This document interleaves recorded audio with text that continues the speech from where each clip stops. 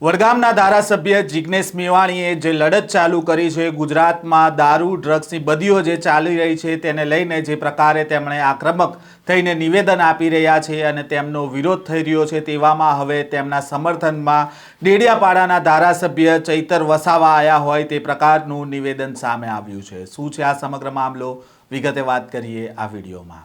વૈષ્ણવજન તો તેને કહીએ જે પીડ પરાઈ જાનાને રે।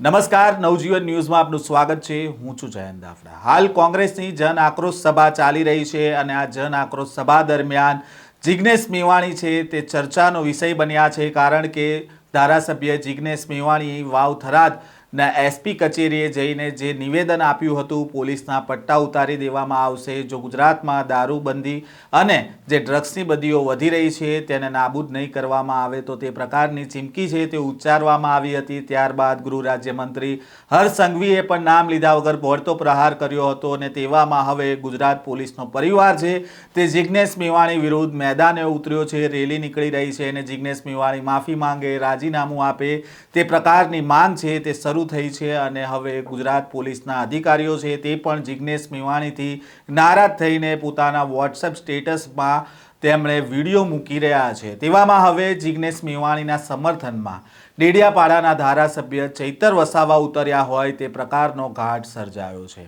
ડેડિયાપાડાના ધારાસભ્યએ એક ટ્વીટ કર્યું છે જેની અંદર તેમણે જિગ્નેશ મેવાણીનો જે વિડીયો છે તે શેર કર્યો છે અને લખ્યું છે તેમાં, ડ્રગ્સના હપ્તાઓ કમલમ સુધી જતા હશે, ડ્રગ્સ માફિયાઓ અને બુટલેગરો પાસેથી મળતા કમિશનથી ભારતીય જનતા પાર્ટી ચાલે છે, માટે કોઈ પણ પ્રકારની કાર્યવાહી નથી કરવામાં આવતી। બાકી જ્યાં 2400 કરોડનું ડ્રગ્સ પકડાય તે ઇન્ફિનિટી રિસર્ચ ડેવલપમેન્ટ કંપની ફરી રાબેતા મુજબ ચાલુ થઈ જ ના શકે।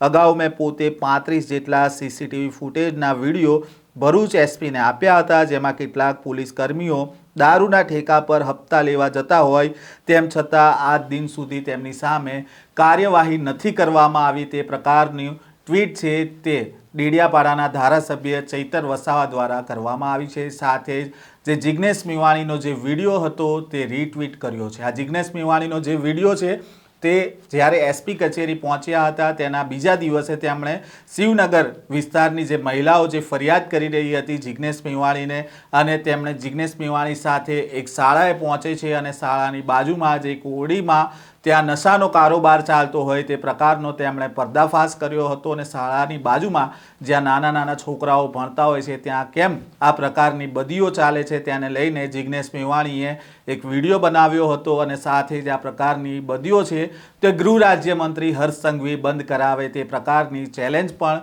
ધારાસભ્ય જિગ્નેશ મેવાણીએ ઉચ્ચારી હતી, પરંતુ ધારાસભ્યએ જે ચેલેન્જ આપી તેને લઈને ગૃહ રાજ્યમંત્રી હર્ષ સંઘવી દ્વારા નામ લીધા વગર વળતો પ્રહાર થયો અને અત્યારે ધારાસભ્ય જિગ્નેશ મેવાણી અને ગૃહ રાજ્યમંત્રી હર્ષ સંઘવી વચ્ચે વાક્ય યુદ્ધ સર્જાયું હોય તે પ્રકારની પરિસ્થિતિનું નિર્માણ થયું છે। અત્યારે ધારાસભ્ય જિગ્નેશ મેવાણીના સમર્થનમાં ડેડિયાપાડાના ધારાસભ્ય ચૈતર વસાવા મેદાને ઉતર્યા છે અને હવે જોવાનું રહ્યું કે આગામી સમયમાં વિપક્ષના નેતાઓ જે એક થઈને સરકારને ઘેરવાનો પ્રયત્ન કરી રહ્યા છે તેવામાં હવે આગામી સમયમાં દારૂબંધી અને ડ્રગ્સની બદીઓને લઈને વિપક્ષ કઈ રીતની આક્રમક જોવા મળે છે તે આગામી સમયમાં જ ખબર પડશે। આ પ્રકારના સમાચાર અહેવાલ સાથે ફરી મળીશું। નવજીવન ન્યૂઝ સાથે જોડાયેલા રહેજો।